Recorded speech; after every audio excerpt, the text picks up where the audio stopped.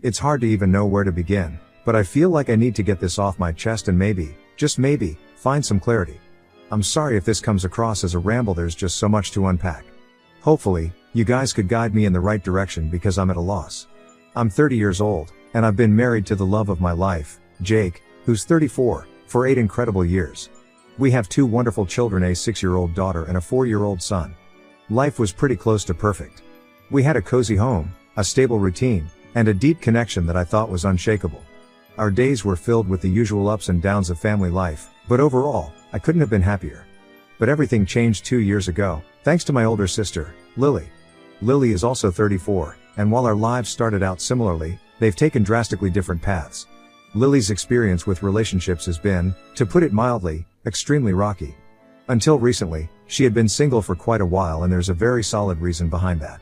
As much as it pains me to say it, Lily is a bit of a red flag when it comes to relationships.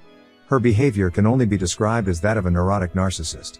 She has a habit of sabotaging her relationships, often pushing people away with her erratic and manipulative tendencies. Lily's relationships always seem to start off well enough, but they sadly, never last. She's got this way of getting too intense, too quickly, and then things start to unravel. I've seen it happen time and time again. She'll meet someone, they'll start dating, and then she'll start picking fights over the smallest things, or she'll become so possessive that the guy feels suffocated. Before long, it's over, and she's left wondering why she can't find someone who'll stick around.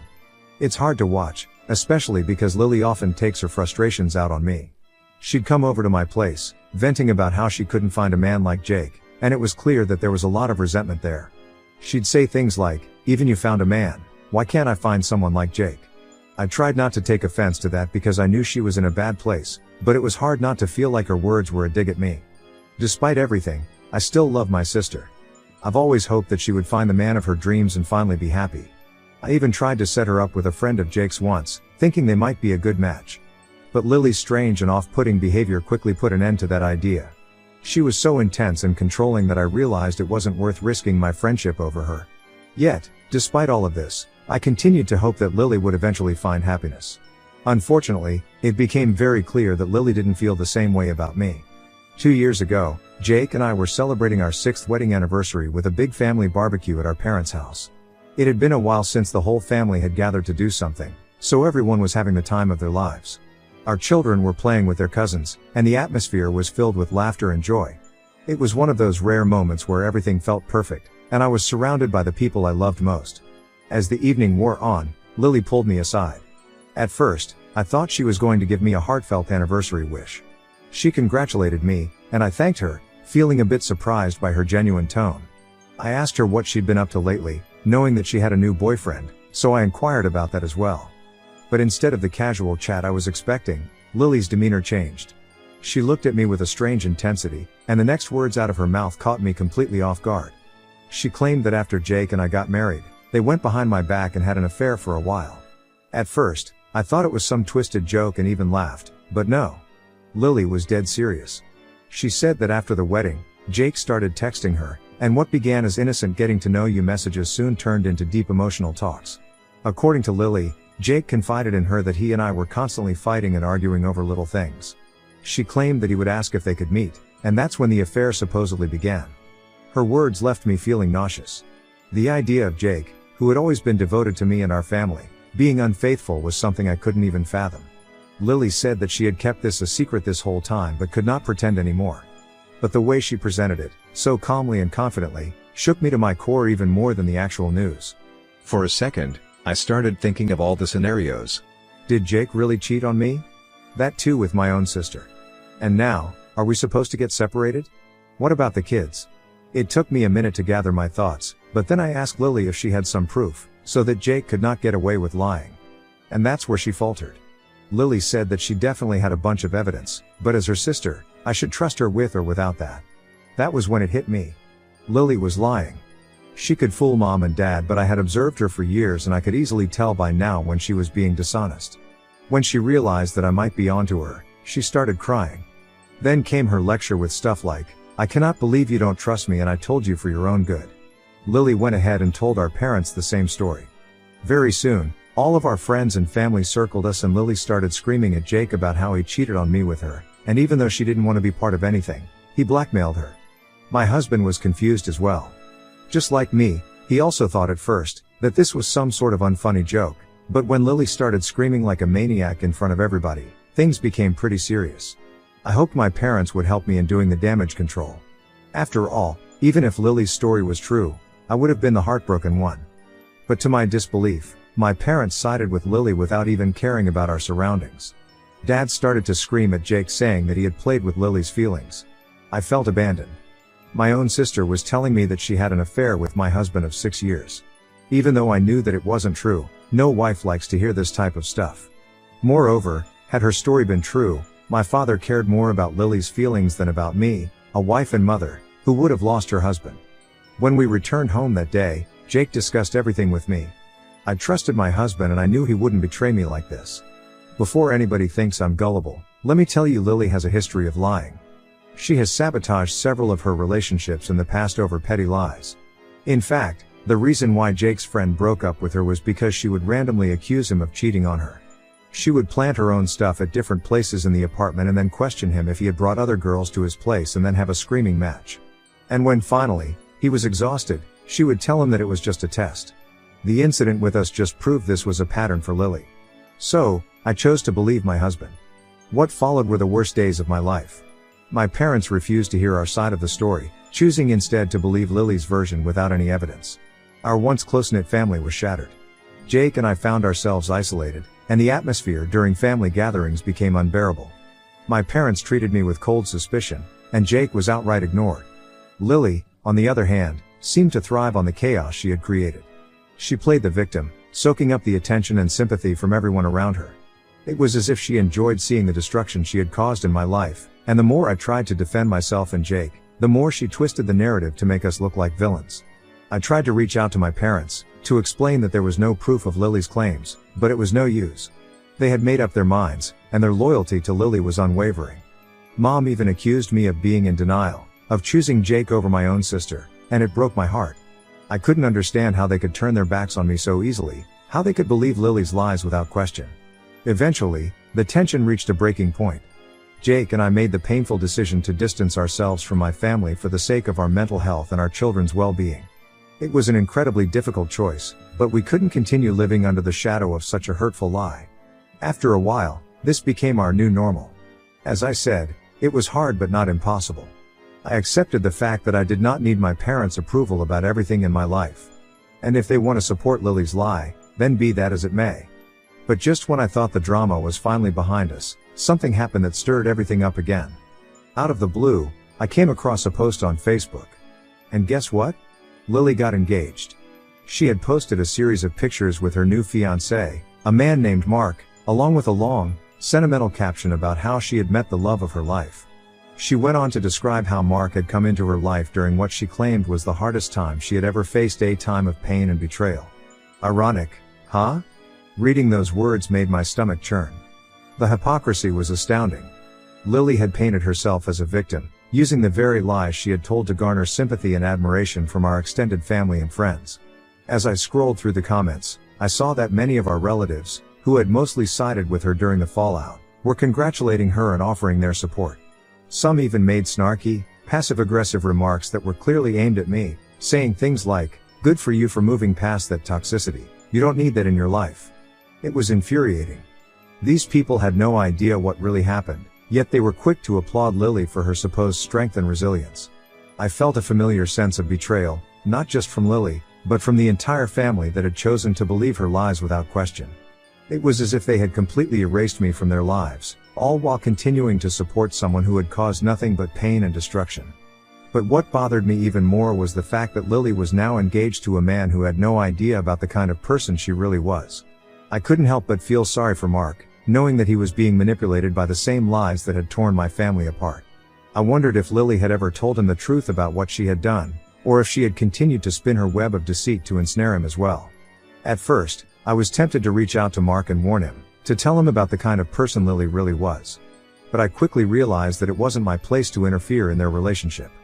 Mark would have to learn the truth on his own, just as I had. Still, I couldn't shake the feeling of dread that came with knowing Lily was once again manipulating those around her for her own benefit. In the days that followed, I tried to push the news of Lily's engagement out of my mind. But it wasn't easy. Suddenly, I started to notice a string of missed calls from an unknown number. At first, I thought it was just spam, so I didn't pay much attention to it. But the calls kept coming. I was busy with work and the kids, so I didn't have time to pick up. Finally, during a break at work, I decided to answer. What greeted me on the other end of the line was a screaming Lily. She didn't hold back, hurling every insult and slur she could think of at me. It was like a flood of anger and rage, completely unfiltered and unrestrained. I tried to get a word in, to ask her what was going on, but she wouldn't let me speak. It was only after what felt like an eternity of listening to her tirade that I managed to get her to pause long enough to ask what had happened and why was she so angry. There was a moment of silence on the other end, and then she screamed, "How could I pretend to be innocent after everything I had done?" Before I could respond, she hung up. I was left in a daze, trying to make sense of what had just happened. My mind was racing with possibilities, but nothing made any sense. What could I have possibly done to make Lily this furious? I had stayed out of her life, given her the space she clearly wanted, and had done nothing to provoke her. There was only one person I could think of who might have some insight into this situation: my Uncle Tom. He was one of the few family members I was still in touch with, and he had always been a voice of reason in the middle of all the chaos. I called him, hoping that he could shed some light on what was going on.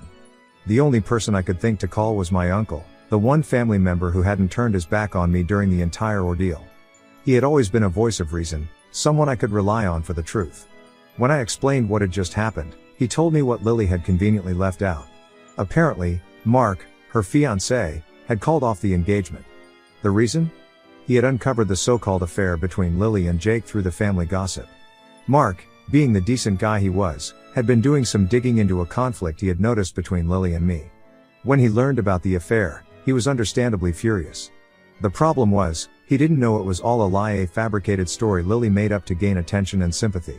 Things took an even more dramatic turn shortly before the engagement was called off. Mark, Lily's fiancé, had been sensing that something was off in their relationship. Lily's erratic behavior had raised some red flags for him, and he couldn't shake the feeling that there was more to the story. Driven by his suspicions, Mark decided to check Lily's phone. What he discovered was a shock to everyone. Lily had been cheating on him. She had been meeting up with this guy she met on a dating app, and let's just say the conversations weren't just friendly banter. Mark, who was well off and seemingly perfect in Lily's eyes, was someone she wasn't willing to lose. Lily had no choice but to come clean. She confessed to Mark that there was no affair with Jake, that it was all a story she had made up. But instead of salvaging her relationship, her confession backfired. She did not deny the chats with the guy on the dating app. Mark was horrified, of course, by the affair, but also by the lie. The lengths Lily had gone to in order to maintain the act. It painted Lily in an even darker light, and Mark wanted nothing to do with her after that. In the aftermath of Mark calling off the engagement, Lily's life began to unravel. Her lies were now public knowledge, and the very people who had once supported her started to distance themselves. The relatives who had been so quick to believe her story about Jake and me now questioned everything. Their snarky comments and supportive messages vanished as they realized the depth of Lily's deception. My parents, who had so easily taken her side 2 years ago, were left reeling from the truth. They had been manipulated, just like everyone else, and now they had to face the consequences of their blind faith in Lily's lies. Now all of my family is trying to reconcile with me and my husband. Even after everything that's happened, there's a part of me that feels guilty. Maybe it's because, in my anger and hurt, I haven't spoken to Lily or my parents since the engagement was called off. I didn't reach out to see how Lily was doing after Mark left her. She's my sister, and despite everything, I still feel some responsibility for her well-being. I know she brought this on herself, but it's hard to shake the feeling that I should have done more, even if just to check in. Another part of me feels guilty for keeping my children away from their grandparents. They don't know the full story, of course, but they've started asking questions about why we don't visit Grandma and Grandpa anymore. They miss them, and it breaks my heart to see them so confused. But how can I expose them to people who sided with a lie that nearly destroyed our family? So, I'm left wondering, Ida, for cutting my family off and not reaching out to Lily, even after her engagement fell apart? Should I have done more to mend the broken relationships, or am I justified in keeping my distance to protect myself and my family? Update 1. Hi guys, how are you? It's been a while since the whole ordeal with Lily and Mark, and while things have mostly returned to normal, there's still some tension that I can't seem to shake. After the truth came out and Lily's engagement was called off, I thought we'd finally be able to move on. But now, it seems like everyone in my family is trying to reach out to us as if they suddenly realize the gravity of what they believed and the damage it caused. My aunts and cousins, who were quick to take Lily's side when she accused Jake of cheating, have started calling and texting me regularly. They're all expressing their regret for doubting Jake and me, saying things like we should have known better or we never should have believed it without hearing your side. Part of me wants to believe their sincerity, but another part of me feels like it's too little, too late. Where were they when we needed their support? My parents, of course, have been the most persistent. They've been calling and leaving voicemails almost every day, and it's clear they're desperate to reconcile. They've even shown up at our house a couple of times unannounced, but Jake and I didn't answer the door. I finally picked up my mom's call once, thinking maybe I was ready to hear her out. But the first thing she said was how much she missed her grandchildren and how she couldn't wait to see them again. That really hit a nerve. The fact that her primary concern was seeing our kids, rather than acknowledging the pain Jake and I went through because of her blind belief in Lily's lies, angered me. It felt like she was more interested in getting back what she lost, the relationship with our children, than truly making amends for the hurt they caused. The motive to reach out should have been an apology, a genuine acknowledgement of the harm they did to our family, especially to Jake, who had been dragged through the mud by their accusations. In the meantime, I received a message from Mark, Lily's ex-fiancé, through Instagram. I was a bit surprised to hear from him, but we ended up having a nice chat. Mark was incredibly apologetic about everything that happened, expressing his regret for not speaking up sooner when Lily made her accusations. He told me that he had believed something was off but didn't want to make waves or hurt anyone more than necessary. It was clear that breaking things off with Lily had hit him hard, too. He mentioned that he had genuinely cared for her and had hoped their relationship would work out, but how could he spend his life with someone who was just straight up a con woman? I assured Mark that he did the right thing by breaking off the engagement and that he would eventually meet someone better who wouldn't put him through what Lily did. I could tell he was still processing everything, and I sympathized with him. After all, he was another victim of Lily's manipulations. Interestingly, while my family has been trying to reconnect with us, Lily has gone completely MIA. After the big reveal at the engagement party, she seemed to dig herself into an even deeper hole. She tried to throw out more wild accusations, claiming that I had cheated on Jake and that he had always secretly wanted her instead. But honestly, by that point, no one was listening. It was as if everyone had finally seen through her lies and manipulations. I wasn't even surprised by the things she said anymore. Instead, I felt a mix of emotions. On one hand, I was upset and sad for Lily because it was clear that she needed some serious help. No sane person would continue down this path of self-destruction. On the other hand, I felt a sense of relief that my husband was being seen as a cheater and I as a stupid woman. Despite the guilt and sorrow I feel for my sister, I know that the best thing for my family right now is to keep our distance from all this toxic drama. We've been through enough, and I need to focus on protecting my husband, my children, and myself from further harm. I'm grateful for the clarity that's come out of all this, even if it's been incredibly painful to get here. I also want to thank everyone who took the time to read my story and offer their support and suggestions. It's been a difficult journey, but the kindness and understanding I've received from strangers has made it a little easier to bear. I am grateful to you all for helping me see things more clearly and for giving me the strength to do what's best for my family. Update 2. Hi everyone. The past week has been incredibly rocky, so my family and I decided to take a much-needed mini vacation. It was a good way to clear our minds and focus on each other after everything that's happened. I also took some time to go through all of your comments on my previous posts, and I just want to say thank you. Your insights and support have really given me a better perspective on this whole situation. One thing that really stood out to me was the number of comments about Lily's strange obsession with my husband, Jake. Now that you all have pointed it out, I can see that there were always signs, but I just didn't connect the dots back then. When Jake and I first started dating, Lily had a lot to say about it, more than I realized at the time. She would always call him smart and dashing, which seemed like harmless compliments, but they were often followed by comments that now feel a bit off, like how I managed to get him or how he was so out of my league. I shrugged it off as her usual teasing, but looking back, there might have been more to it. Anyway, moving forward, I have to mention that my parents have not stopped trying to contact us. They've given us hundreds of calls and texts, and while I'm still angry about what happened, I've decided to let them visit us. I know their primary motive is to see the kids, and I've come to terms with that. After everything, I've realized that I won't deprive my children of their grandparents, even if I'm not ready to fully reconcile with them myself. The truth is, while my parents may not have been the best at supporting me, they've always been loving grandparents, and my kids adore them. The visit isn't going to be easy, and I'm still not sure how I'll handle seeing them face to face after all that's happened. But for the sake of my children, I'm willing to give it a try. I'll make sure to set boundaries and protect my own mental health, but I can't deny the bond they share with their grandparents. Hopefully, This visit will provide some clarity on how to move forward from here. Thank you again for all your support and advice. I'll keep you posted on how things go. Update 3. Hello people, hope you're doing better. I wanted to give you all an update on how things have been since my last post. My parents did end up visiting us, and while I was nervous about how it would go, I have to say it was better than I expected. Things were awkward at first, as I had anticipated, but my kids quickly broke the ice. They were beyond happy to see their grandparents again, and their excitement helped to lift the tension in the room. It was clear they had missed them just as much as my parents had missed them. As we settled in, the kids, in their innocent way, asked where Aunt Lily was. It was a question I knew would come up eventually, and it brought a moment of uncomfortable silence. We all kind of avoided the topic at the time, trying to keep the mood light.